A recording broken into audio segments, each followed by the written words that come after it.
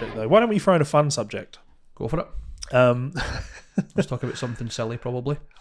Did you see this? Oh yes. A genuine Dumble-made speaker cable from 1976 has appeared on Reverb.com. You know how people feel about Dumble amps? They're great, right? Mm-hmm. Oh yeah, they're irreplaceable, and because Mr. Dumble disappears whenever anybody asks anything about anything, and randomly an amp turns up, people decide they want to pay hundreds and thousands of pounds or dollars for an amp. I'm not trying to detract from what possibly might be. I've never played one, and I'm not usually into rumours. For example, the Concentors, the original ones, people paying thousands and thousands of pounds for a pedal that you can buy the exact copy of with the exact same components for £100, maybe less. Yeah.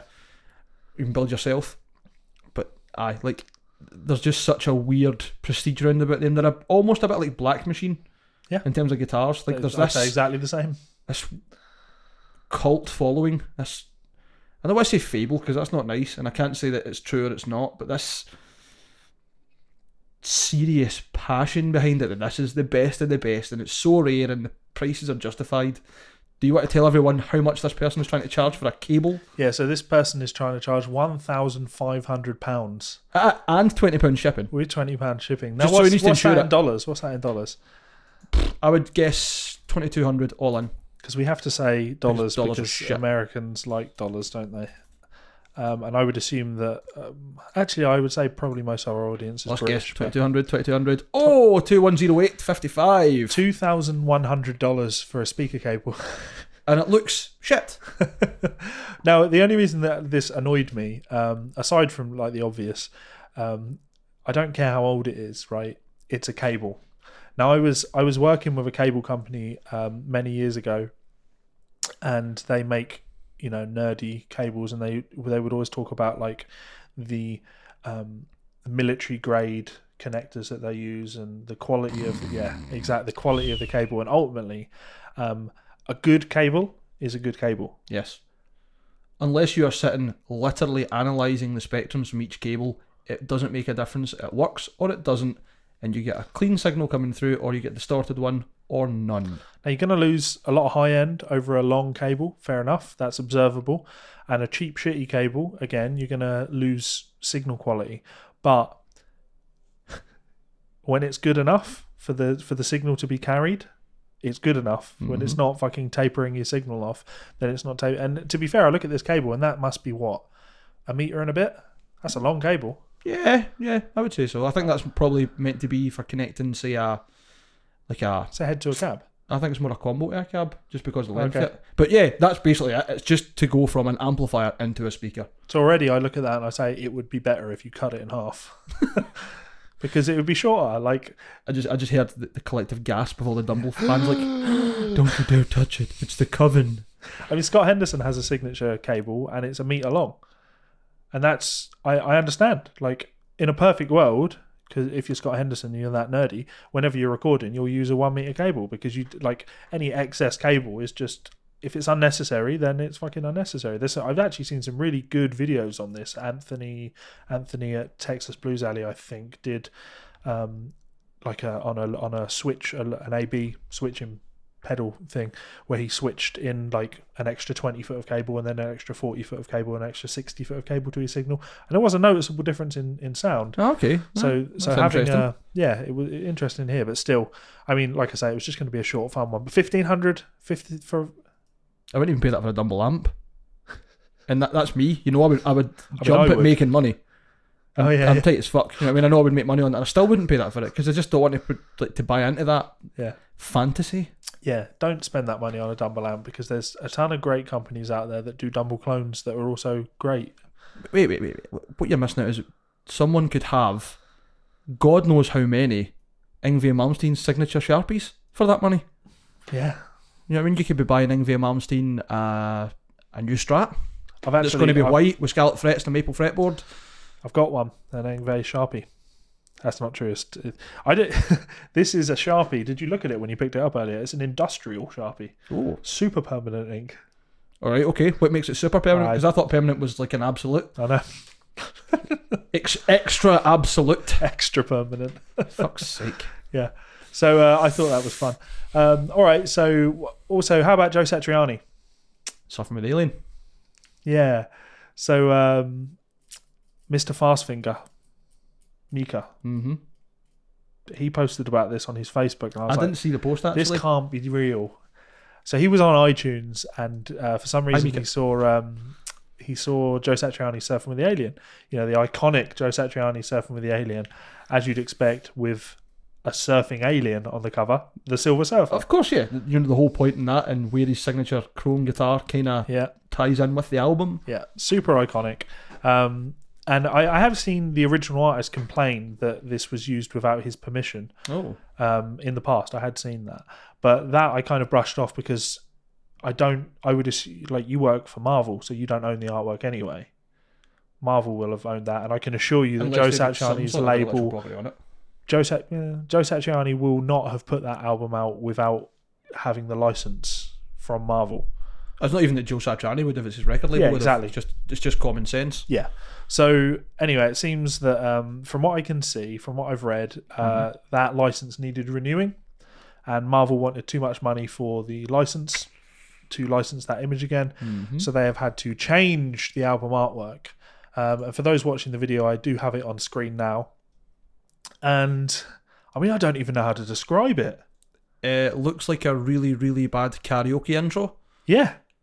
Like, I was going to say, like when you buy like a knockoff album from from B&M Bargains or whatever. So that's like somebody's made a copy of that, and it's like down the Barras, which for anyone who's not from Scotland or Glasgow specifically, it's like a flea market where people do like counterfeit copies of albums, and they sell fucking tobacco and fake clothes, and basically a flea market. That's it. Or when you're in a zoo and you go into the gift shop and they have like, you know, whale song and shit like that. You know, just all these CDs that are just, no one's ever going to buy that. That is where you expect to see that. It's just for the money they've saved and not releasing the Silver Surfer, they could have put a bit more effort in. A Joe Satriani fan would have done a better job of that. You know what that's like? Remember when you were at primary school and you were asked to give a presentation, you were allowed to use PowerPoint for the first time, and you started like working out how to do the big cool fonts and like animations and stuff? That is one of those backgrounds. Yeah. I just don't understand. My school summer trip by you in age 9. That is it. Like, I'm not joking. You look at that and you go, holy shit. Who okayed this? Yeah. Yeah, and that's really what it comes down to. Someone okayed that. Someone went, yeah, that'll do. That'll do. It's one of the most iconic instrumental guitar albums of all time. Yep. Yeah, that'll do. I know. Joe Satriani could have put a post up on his Facebook page and said, so business is funny. The music business is strange. It seems that Marvel want way too much money for me to be able to relicense the Silver Surfer for the album artwork for Surfing with the Alien. So I need to do some more art. Any of my fans want to take a crack at it? He could even have done it himself. He's painted a few guitars himself and sold them as. Yeah, so that's an even better point. He could have done one of his original paintings, and that would have worked. Or got your fans involved and said, we'll have a competition, right? Exactly. Anything that would have been your artwork, good PR. We'll pick one, and we will pay the winner $1,000, $5,000. I don't know how much. You know, save yourself some money. Whatever Marvel want, knock a nought off that, and then give that to a fan. You know, do yourself some PR. Oh yeah, like that's a very intelligent way to look at it, but that's because you're looking at it as from a music business perspective. Exactly, that's it. But to be fair, I mean, that's not to say that Joe Satriani had a say in this. He might not have been allowed to put anything into doing that. They might have just said, nope, you're doing it. You do your own thing. Yep. It'll be fine at the end. Honestly, Joe, you'll love it. Here's the unveiling. And he goes, surely that's slide 1 of your presentation where you're going to tell me all about what the new album art is and a couple of options that I can pick one. No, that's it. Where? What do you mean? Where? That's there. It's beautiful cover. Where? Look at it. It's got your name. It's got the title of the album. It's got some really, really bad ink in the background. It looks like someone's made a pool of like oily paint to do like a swirl job on a guitar, which is infinitely more a Steve Vai thing than Joe Satriani. It's like someone went to make a swirl and they put all the paint in, but then rather than putting like a stick in to swirl it around, they just put their face in and went. That's it. It's a mess. Sorry, Joe. If you had any involvement in this, you deserve the criticism.